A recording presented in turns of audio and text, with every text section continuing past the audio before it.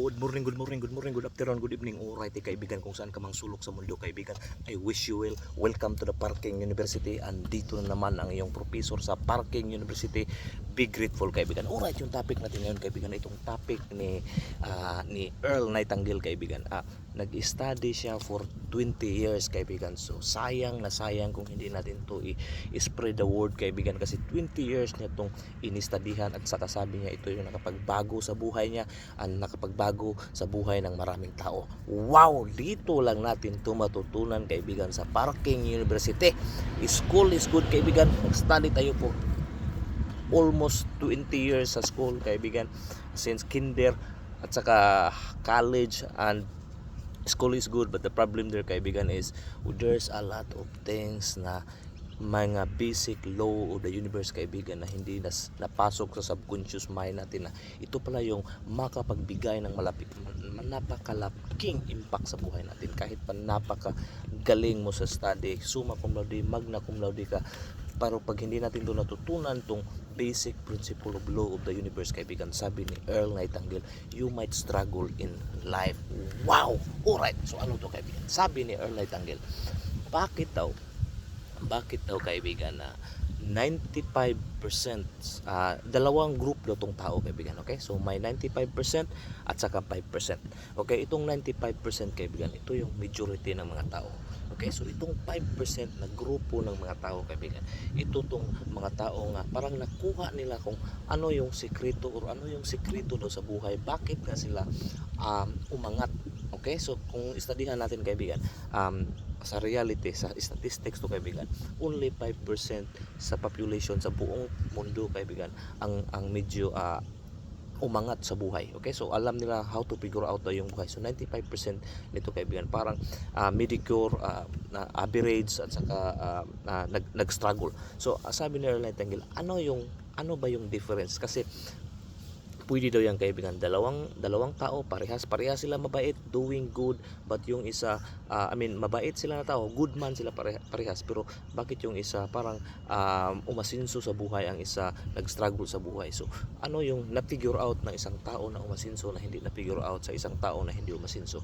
Parehas naman silang magaling, and most likely parehas pa sila ng school, or it could be yung isang tao na gumaling or umasinso sa buhay, it could be yung school niya pa ay hindi maganda, or kahit drop out pa siya ng college. So there is something na mas important daw sa school kaibigan.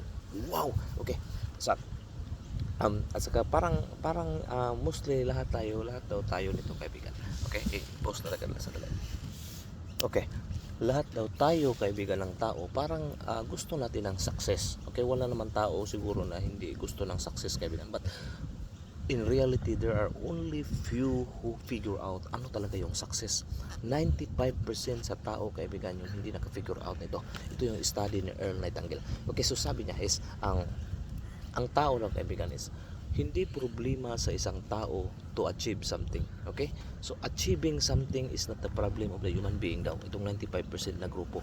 Kasi ang tao daw, if is very smart, okay? Very smart yung tao. If you really find a way, if mayroon ka talagang desire or anything, you always find a way, and there is always a way daw kaibigan.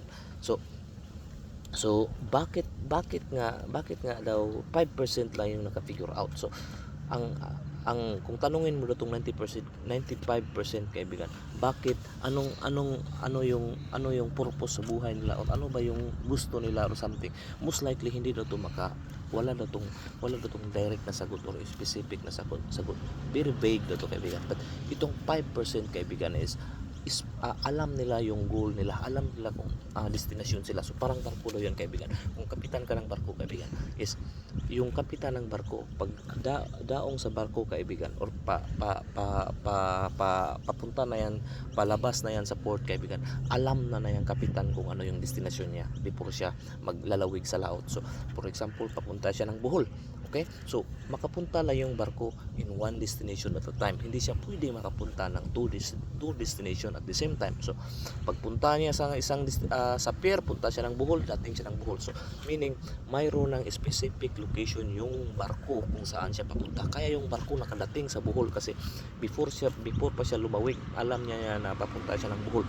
So, after niya ng Bohol, pwede siyang pumunta ng Cebu, Davao, Manila, or anywhere as long as it's one at a time lang, kaibigan. So, one at a time lang. So, kung tanungin mo daw yung 5% na grupo ng tao, alam nila specifically kung saan sila papunta. Wow! Wow, kaibigan. So, mostly daw, okay, pwede daw tayong nagtatrabaho lang tayo, uwi ng bahay, anything do routine, but wala daw tayong masyadong specific. Ano ba talaga yung goal mo? Ano ba talaga yung gusto mo? Ano ba talaga yung gusto mong makamit? Kasi kung tanungin mo yung 95% kaibigan is, nagtatrabaho lang ako, para lang ako may mabayad sa bill, makakain, mapaaral yung school. So, there's nothing wrong with that, kaibigan. So, kaya nga, majority, yung 95 kaibigan, hindi daw to, nasa medicure to na group, hindi to siya nag-excel or hindi to siya nagiging like very financially free, kaibigan, kasi yung goal nitong 95% is very big. Wow. So itong 5% very to, kaibigan. Tanungin mo sila, alam nila kung ano yung gusto nila. Like, gusto kong magiging doktor, gusto kong makaipon ng ganito, gusto kong makabuild ng ganito, gusto ko lang magiging farmer, gusto kong magiging fisherman. So they really know kung ano yung gusto nila. So sabi ni Earl Nightingale, ito daw yung pinaka sikreto daw sa study niya is, you will become what you think all about all day long. Wow. Okay? So, kung ano daw yung palaging iniisip mo, kung ano ka magiging, ano ka, kaibigan, yun yung mamanifest mo, kaibigan, at saka yun yung magiging ikaw. Wow. Diba? You will become what you think about, kaibigan. So kung ang tao daw, itong 95% na group ng tao, kaibigan, so most likely hindi daw ginagamit masyado yung mind nila. Ano ba talaga yung gusto nila? Ano ba talaga who do you want to become? So parang kung i-compare mo itong 5% na grupo, kaibigan, they are really specific kung maging ano sila, kung magiging ano sila in the future, kung ano yung gusto talaga nila. So yung theory nito, kaibigan, is yung theory sa study ni Earl Nightingale is, ang success daw is, it's hindi daw yan, hindi mo yan chini-chase. Yung success is what person you become, kaibigan. At saka kung ikaw daw is in route ka, or palagi kang, or alam mo yung patutunguhan mo, kaibigan, you are already a successful person. It doesn't matter kung ano yung gusto mo, kaibigan. It could be gusto kang magiging owner ng business. It could be magiging owner ka ng farmer ka, fisherman ka. It could be rumboy ka. It could be trabaho ka lang sa kahit ano, basta yun talaga yung gusto mo, kaibigan. At saka yung palagi mong pinaplano, sinusundan mo papunta doon sa goal na yun, kaibigan, is, sabi niya, yun yung success, kaibigan. Wow. So i-summarize natin yung anong makukuha natin dito sa study ni Earl Nightingale na bakit yung 95% medicure at 5% lang yung parang nakakuha na sekreto sa buhay is, una is, we should know ano yung desired natin, kaibigan. We should know what we want. Okay, we should know what we want, kaibigan. Kailangan daw specific yan. For example, punta ka ng Bohol, hindi na vague na, for example, gusto ko ng pera. Gaano kalaki yung pera? Gusto ko ng bahay, gaano kalaki yung bahay? Saan yung bahay na yun? Saan yung lugar na yun? Saan yung na yun? Gusto ko ng negosyo. Anong negosyo, kaibigan? Anong specific? Very specific to, kaibigan, kasi maguluhan yung subconscious mind natin, kaibigan, pag vague or hindi specific yung request natin or gusto natin, kaibigan. So pag hindi, for example, papunta ka ng Bohol, saang port sa Bohol, kaibigan, dapat very specific daw to, kaibigan. So wow. So ito yung sikreto sa 5%. So they know what they want in life. And pangalawa is, you will become what you think about all day long, kaibigan. Wow. So palagi mong iniisip, kaibigan, pag palagi mong iniisip yung problema, kaibigan, palagi mong iniisip yung bills, palagi yung iniisip yung negativity, kaibigan, the law will always apply, kaibigan. You will attract what you keep thinking, what frequency you are in, kaibigan, and yun din yung magiging attraction mo. Kaya ug sabihin mo, you will become what you think all about all day long, kaibigan. Pag iniisip mo palagi na ikaw magiging successful, yan, magiging ganyan ka, yan, makukuha mo yung bagay na yan, kaibigan. So, papalik-balik, araw-araw, all day long, kaibigan. Araw-araw.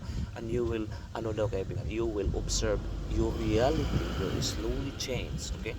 Anything you can meet people na patungo sa goal mo, para sa goal mo, you could have mga circumstances, kasi the universe is very powerful, kaibigan. Kahit sa sulok pa yan sa mundo, kaibigan, kung papunta lang sa goal, kung ano yung gusto mo, you would attract that, kaibigan.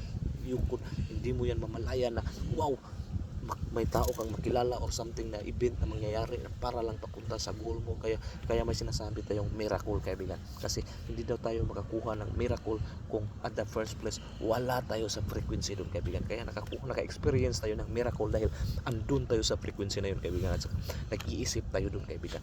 Wow, hopefully mayroon tayong natutunan natin. Hindi ko nasayang yung oras mo, kaibigan. I wish you well. Open your arms, close your eyes, and let your legs, and this all be yours. Peace, love, good health, abundance, all the riches in the world. Sa'yo na yan. Boom, shakala, nagkala-kala, liki.